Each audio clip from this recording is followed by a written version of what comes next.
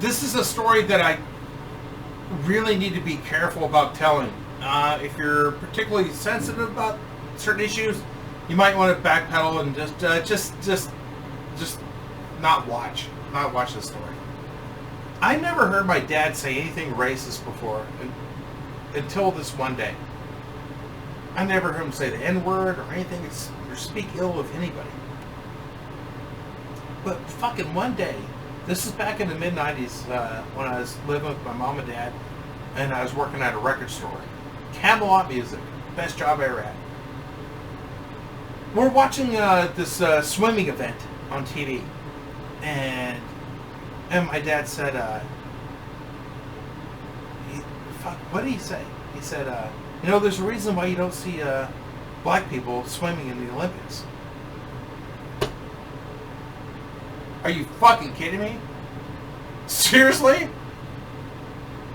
And he's like, yeah, there's a reason for it. I'm like, all right, genius, let's hear this. I was starting to get a little bit heated, a little bit fucking heated, to be honest with you. And he went on to explain to me that African American muscle structure and density and bone marrow it's heavier than Caucasians, so it makes it harder for them to swim. I'm like, are you fucking shitting me? You really just said that? They're human beings, Dad. They can swim like you and me. He's like, no.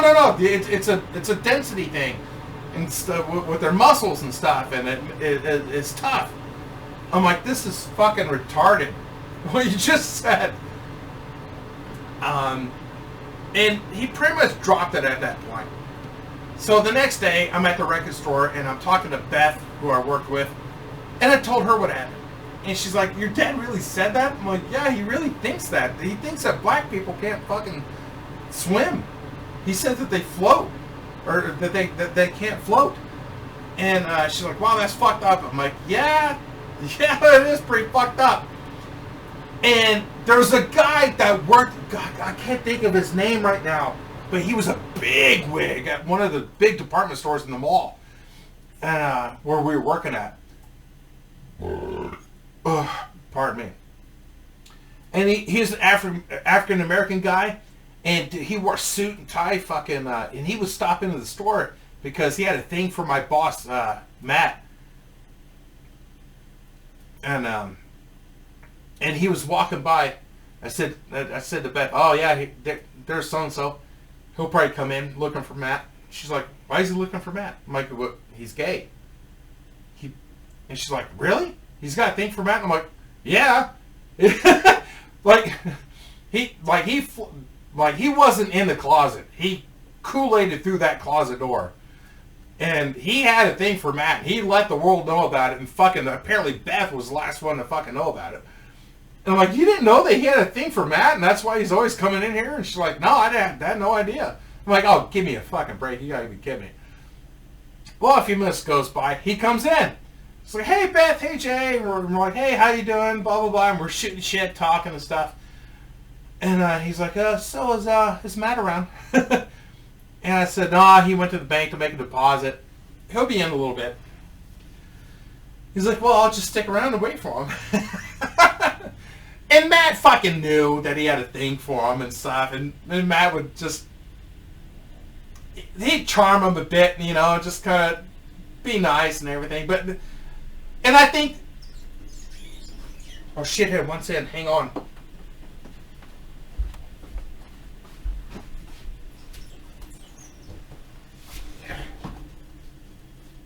Are you coming in?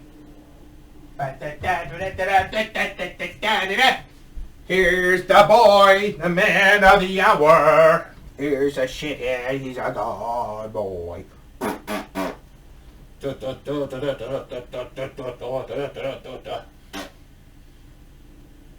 He's not having it today. Look at him. Ouch, shit. Ouch, shit. All right, there you go.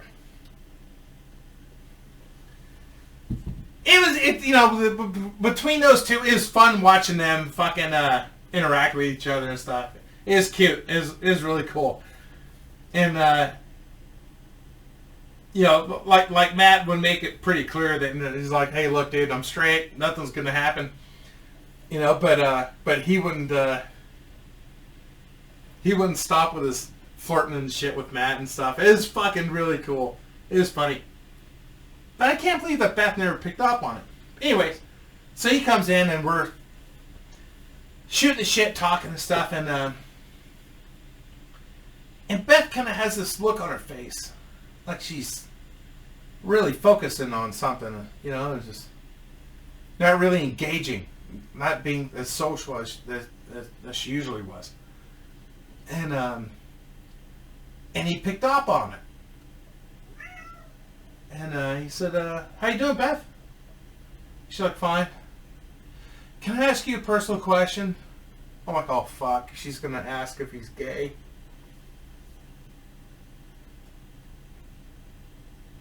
She's gonna say, are you gay? Do you have a thing for Matt? And I'm sitting there thinking, oh, this is going to be so fucking funny. And he said, yeah, sweetheart, you can ask me anything. And she says, can you swim? My jaw hit the fucking floor. Because I realized I've just finished fucking not only telling her that this guy was gay, but I also told her about what my dad said about black people not being able to fucking swim. She asked him, fucking, can you swim? I'm like, oh my God.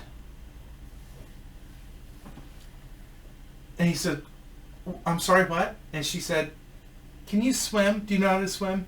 And he said, sweetheart, I can't even float. And that's the end of my story. And I never told my dad about that part. And he later retracted his fucking bullshit that he said that black people can't swim. Because he saw somebody swimming that was black. And they did a good job. If you're offended by this, hit the thumbs up, hit subscribe.